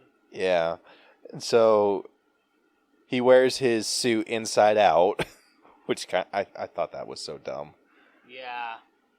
Like, okay, so that's how that works? Okay. I'm like, everyone knows you're Peter Parker, just don't wear a suit. Yeah. Dude, seriously, though. So wasn't the biggest fan of that suit, but that didn't detract at all when he went back to wearing the Far From Home suit after May cleaned his original suit, or cleaned his Far From Home suit.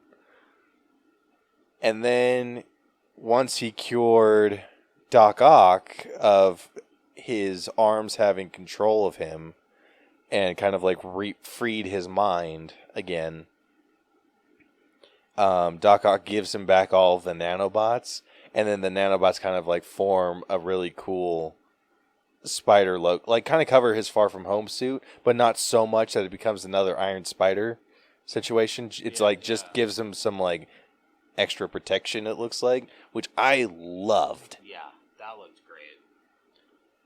Yeah, like that's what freaking Iron Man should have done. He didn't need to build an entire freaking suit. Just do some armor.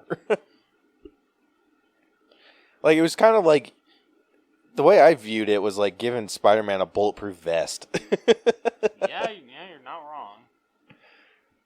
Yeah, so love that suit. And then he wears that suit for the rest of the movie until the very end, where he is moved into his own apartment and he builds or makes his own Spider-Man suit with like a shiny blue material, and it just, oh my gosh. We didn't get like a super clear look at it. No, but literally leaped off the comic books. So freaking perfect. Like, oh my gosh. Like, I've seen stills of like the images that people have been able to get, kind of like the blurry image. It is so perfect. Isn't the spider different too? Yep. Everything's different. Like the shade of blue, it's like such a vibrant color. Yeah. And it works so well for Spider-Man. It does. So I love that suit, and I can't wait till the toys of that suit come out. Yeah, same here. And I can't wait for frickin' Funko to release the Toby and Andrew Yeah. Pops. That's going to be sick. So yeah, 10s across the board for costumes, because why not? Yeah, right? All right, and then finally we got our own personal grade, which we are sitting at a 98 for this one. Yeah. So, you want to share final thoughts on? Yeah. So I was a little lower than Caleb and Vic with my personal score. I gave it a 96. But overall, this was a near perfect Spider-Man movie. This was the perfect third Tom Holland Spider-Man film. The way that they were able to balance these 5 villains so perfectly, and not only to add Tom Holland, to add Andrew Garfield and Tobey Maguire's Spider-Men,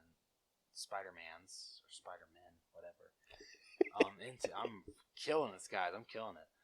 Adding those two into this movie and still being able to make it work so well is such a huge accomplishment. And kudos to John Watts and Sony for being able to pull this off, because they did a remarkable job. And I think it's going to be a while until we get a movie that is this hyped, that delivers this well again. I feel it's going to be a very long time, just because of how the speculation for this movie was just insane, and I just did not expect them still to actually put Andrew and Toby in this movie, but they did it. They proved me wrong, and they did it flawlessly. So yeah, I'm at a. Hell yeah. Yeah, I'm a little higher, so I'm sitting at a 98. Like you said, damn near perfect Spider-Man movie. Damn near perfect movie in general. Like, the way that they're able to just hit every single nostalgic bone in your body while also giving, like, just a fresh life to everything was just so well done. Like, I have very few, if any, bad things to say about this movie. Like I said at the beginning, my biggest gripe with this is why didn't Venom not disappear? Because magic. Like, apparently Doctor Strange's magic sucks, and apparently, like, if a little piece of some of you falls off, it, like, doesn't work. I hope they justify that and be like, hey, that little piece of Venom is able to open up a portal and bring Eddie through it. Or just something like that, but yeah, it was so good. Like, all the hype for this movie just got me so excited. And yeah, audience reaction was perfect. The only thing that overall, like, and the Venom thing is just such a minor gripe to me. If there was anything that I didn't like about seeing this movie, was that I had to go see it with someone who brought a 3-week-old baby. Dude, I'm so grateful that there was not a child. Oh, okay, wait, no. There were children in this theater, but they kept quiet, and there were no babies in sight. And I'm just like, thank the Lord. Thank you. Dude, I was ready to freaking flip someone. Like, so hard. Because they came and sat down next to me, and I went with basically Brielle's brother. So yeah, I went with him, and yeah, so this freaking couple comes in with their newborn freaking baby, and like come and sit down. I'm like, are you shitting me? Like, no. And then they eventually moved because they realized the seat was shitty, and so they went and sat in like the front row. And I'm like, bitch, this is an IMAX. Like, I hope your baby's deaf. Like, that's the only reason that I would justify bringing a baby to an IMAX movie. I'm like, the trailers alone freaking, like, blew your eardrums. So, yeah, I loved every second of this. And, yeah. And I will insert Vic's thoughts here. Hey, what's up, Caleb? What's up, Rose? Crash from the Crash and Tez movie Cellar. Merry Christmas to everybody. Yeah, sorry I couldn't make it on here, but I did manage to get Caleb all of my scores. I can't be convinced otherwise. I'm giving it hundreds and tens all across the board. The suits were awesome. The animation was amazing. The story was kick-ass. It tied up all of any loose ends that Spider-Man MCU might have had. That all got tied up. Any of the loose ends that you got from the Amazing Spider-Man with Andrew Garfield, and even from Spider-Man with Tobey Maguire, those all got tied up. All those loose ends, just freaking amazing. I cried, I yelled, I screamed, I got chills. Hands down, my favorite part is after they huddle together and they're they're going over their game plan. They're like, dude, just rely on your spidey sense or your tingle. Yeah, rely on your tingle and then just fight together. I love when they're all jumping off. I'm getting goosebumps now just talking about it. I love when they jump off the edge of the Statue of Liberty and all that, the construction, whatever stuff. And then, you hear the classic Tobey Maguire, yell the woo, and all three of them doing it. I think that was so cool. And they're all swinging. You got their own personal and individual swinging styles, which was cool. I loved how they were all just kind of confused as to how Tobey Maguire's webbing works, especially because, he makes his own in his body, and they're just trying to figure out how that works. It kind of sucks that May had to be the Uncle Ben in this, because I know a lot of people speculated that was Tony's role, but that hurt. Definitely cried on that. It was super cool to see Alfred Molina and Willem Dafoe in this film again. If you guys heard the episode that I did with the All Bros for Spider-Man, the Sam Raimi Spider-Man, you'll know that Willem Dafoe was like the saving grace for that movie for us. We had nothing but great things to say about him. So yeah, story, acting, for everybody, even all those background characters. Story 100, acting 100, costumes 100, character development huge. I'd give it 200 if I could, but 100. Music 10, everything, just not even kidding, hundreds and tens all across the board. So Caleb, thanks for taking this recording. Thank you for still including me on there. And DJ, I can't go without mentioning you, buddy. Good luck. 2022. I think we start a clean slate, and we see who really is the king of guesting on the All Bros. All right, thanks guys. You guys can also catch me on Crash and Taz Movie Cellar, and thanks All Bros. Peace. All right, well, I'd say that concludes this week's episode of the All Bros podcast. If you like what you heard and want to hear more, be sure to subscribe to us wherever you listen. We haven't done the final scores yet. Oh my God, we haven't. Wow. All right, that's it. I'm fired. I forgot about him too. Oh, thank God. Okay, good. I'm still fired though. All right. Well, that concludes this week's breakdown of Spider-Man: No Way Home, and the final All Bros and Crash and Taz Movie Cellar grade for Spider-Man: No Way Home has come to an A. Holy shit! We have not had a solid A in so long. Yeah. All right, let's compare this to other movies. Piss some people off. We do not have very many. Oh, wait. Nope. Never mind. Dude, okay. I'll tell you guys what just happened. So we only have 4 A movies. 4 of them. That's it. And so when I jump to the page where it has like all the movies and the percentages in order, I forgot to put the percentages in order, so it just had the final grade. And so I thought Spider-Man: No Way Home was our lowest A movie, but it's not. So we officially have a new number 1 movie. And it is Spider-Man: No Way Home, sitting at a whopping 97.37%.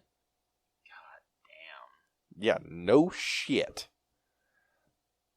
Just for shits and giggles, I want to see what the score would be if Vic didn't 100% it across the board.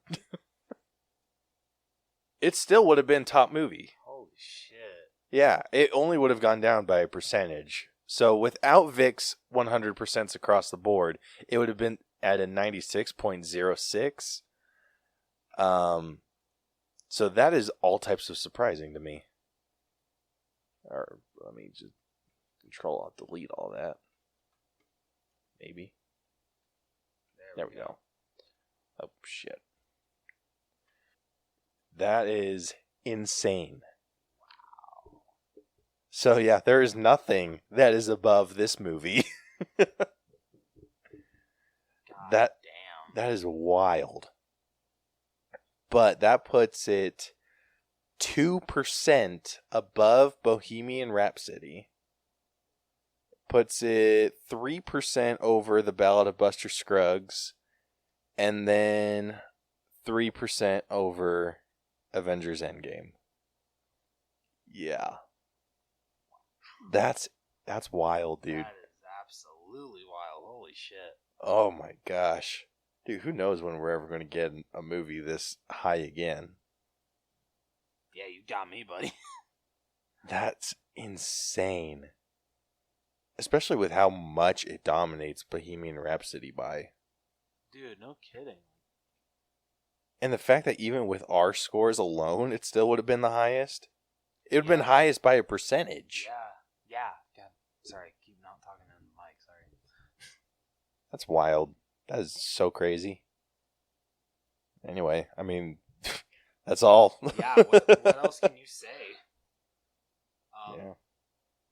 Yeah, So anyway, now we can wrap this up. Okay. Sorry about that, guys. Well, if you liked this episode and want to hear more of our lovely voices, be sure to not go follow us, but find us on literally anywhere you listen to podcasts. We are on Google Podcasts, Google Podcast. Is it Apple Podcast? Yeah. Okay. Spotify, all that good jazz. Go find us. If you want to answer our question of the week when we actually do post it, you are able to find those on Facebook, Twitter, and Instagram.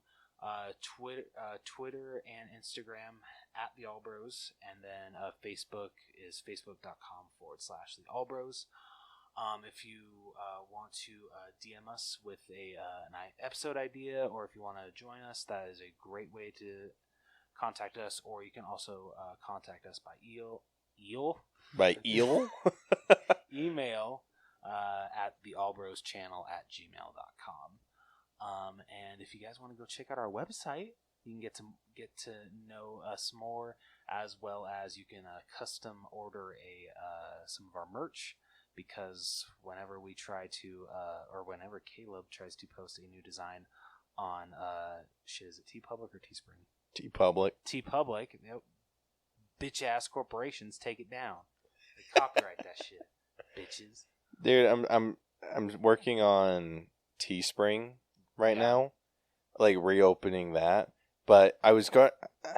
So my problem with Teespring, what I was originally doing, and what was making my computer crash, is that I was trying to make all types of merch for each of our episodes, where it was like, oh, you could buy socks and totes and this and that and that, and now I'm just keeping it simple to just like shirts, hoodies, and like maybe like a sticker. I like it. Keeping it basic. Yeah, I think that's a great call. So yeah. But that probably won't be open for a while because we have over 200 episodes. God damn. So yeah, if you want to go on our website and custom order one, we'll get that made for you. Or if you want to take your chances and hopefully your favorite episode art is on TeePublic. Yeah, apparently we're the official Monster House merch line. Woo, woo. You're welcome, Sony. Dude, just wait. Dude, once freaking, like, if we get an email and they're like, Monster House has been taken down, I'm gonna, like, lose my shit. Oh, man. But yeah. Next week, we will be breaking down the Matrix Resurrections with our, oh my god, unofficial third host. That's the word. Unofficial third host DJ from the Untrained Eye / Dragging the Table podcast. Yeah. Who will officially be one episode ahead of Vic. Eat your heart out, Vic. You chose this episode. Yeah. I'm still because he's going to send audio for us to insert into this. I am still going to put him like featuring Crash and Taz on the artwork. Yeah. But yeah, it just technically won't count. But yeah, you can look forward to that episode next week. But until then, this has been the All Bros Podcast. I am Jonathan. And I'm Caleb. And we will see you guys next week. So long. Deuces.